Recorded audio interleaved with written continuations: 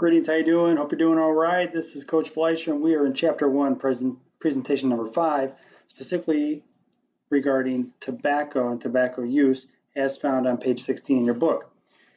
And the book, much like it does with everything else, does a really good job going into detail regarding the number of smokers worldwide. They break it down in terms of percentage of region, who's smoking, male or female, who's smoking by race, and then also really they talk about how smoking in general has decreased in the United States, but overall usage worldwide is increasing. They note this in terms of the percentage of people smoking in the United States has dropped, but overall across the world you have more and more smokers, and they attributed this to an overall increase of population, just more people smoking.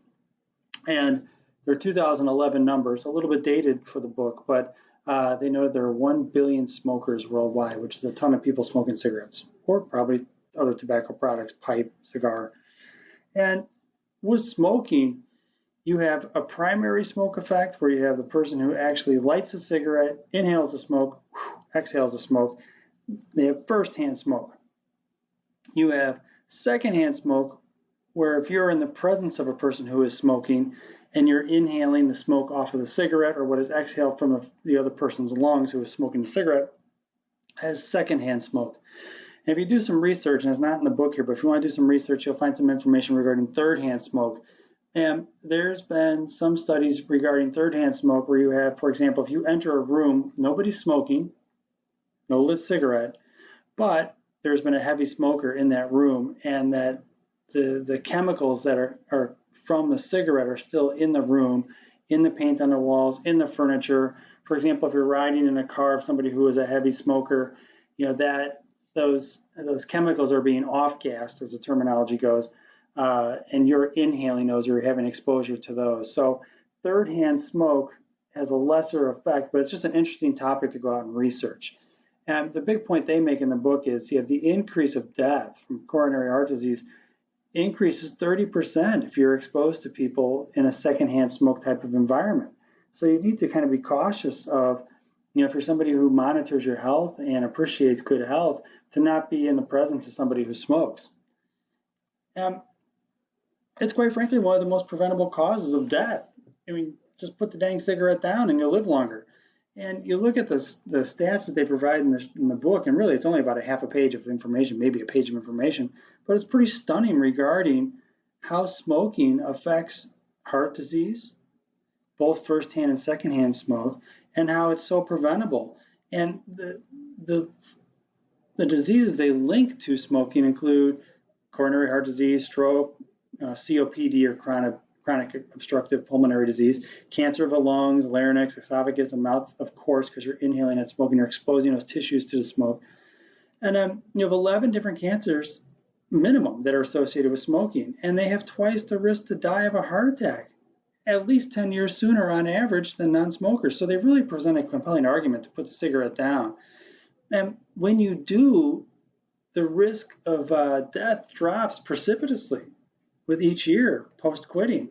And when you quit smoking, your risk of coronary heart disease drops very noticeably, regardless of how long a person smoked. And after 10 years, a non-smoker and a smoker have the same risk profile for coronary heart disease. So, the message here is very clearly delivered and should be received by you as a practitioner.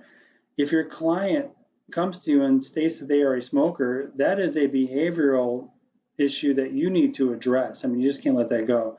And if you have a client that states that they smoke so they don't eat as much and so they don't get fat or obese or whatever their verbiage is, you really need to kind of redirect them in terms of like risk management and what's a riskier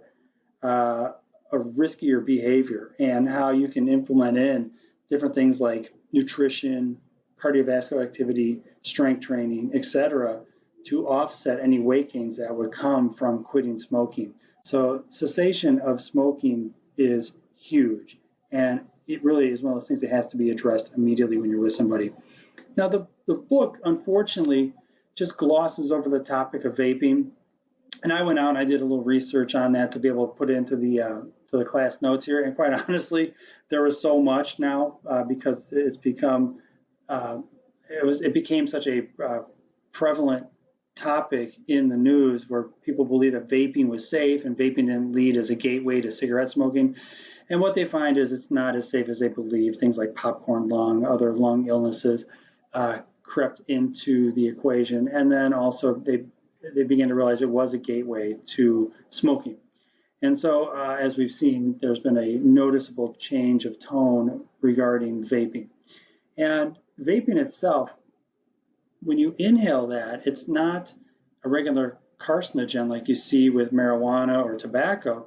It's an oil-based product, and it doesn't take too much to figure out if you're inhaling an oil-based product into your lungs and that can literally coat the alveoli in your lungs.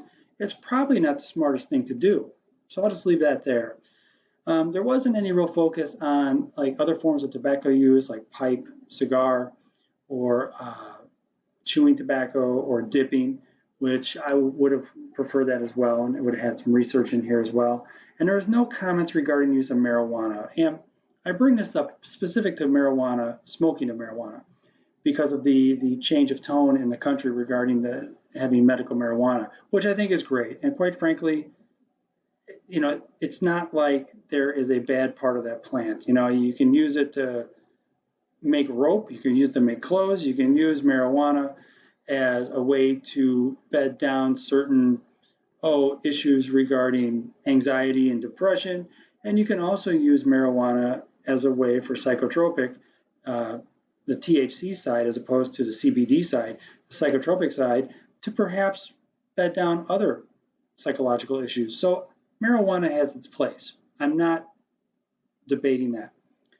Where I'm going with this is if a person smokes marijuana, it is a carcinogen, much like tobacco, that a person is inhaling into their lungs. The difference is, theoretically, most smokers get up and smoke throughout the day. Marijuana smokers will be a little bit more recreational in their usage, and they'll get up and smoke with greater irregularity. Cigarette smokers will have more repetitive inhale, exhale, inhale, exhale, inhale, exhale while they're smoking, whereas marijuana smokers will tend to inhale deeply, hold that breath in their lungs to get the full THC effect, and then exhale. So you have different chemicals that are in tobacco from the tobacco companies than you have in marijuana. So where I'm going with this is you don't have comments in the book regarding this, and I believe it's just because of the newness of marijuana use in society and the openness that we have with it. But I did cut and paste an article, and it's from a drugabuse.gov. Sorry, I don't mean to bias you guys, for a report on the effects of lung health. And what they state in the article is it's kind of still out. They still need to figure out if it's good or not. And folks who vape marijuana, you know, if they're doing so with an oil-based vape mechanism, delivery system, you know, they're inhaling that oil into their lungs, much like regular vaping. And so again, it's not too much of a stretch to believe that that could cause other issues. So again, with this class, I'm not getting into whether marijuana is good or bad. I think it has its positive effects, and I think there are some negative social effects, socioeconomic effects, you know, and it's just like any other medicine that you have to kind of weigh those positives and negatives. But really what this is after is the jury is still out regarding if inhaling that smoke does have deleterious effects on the lungs. If the negative effects outweigh the medicinal effects, then we have another totally different conversation. So with that, I'm going to get off my soapbox. I'm going to let you guys get back to studying, and I'm going to sign off. Thanks, guys. Bye.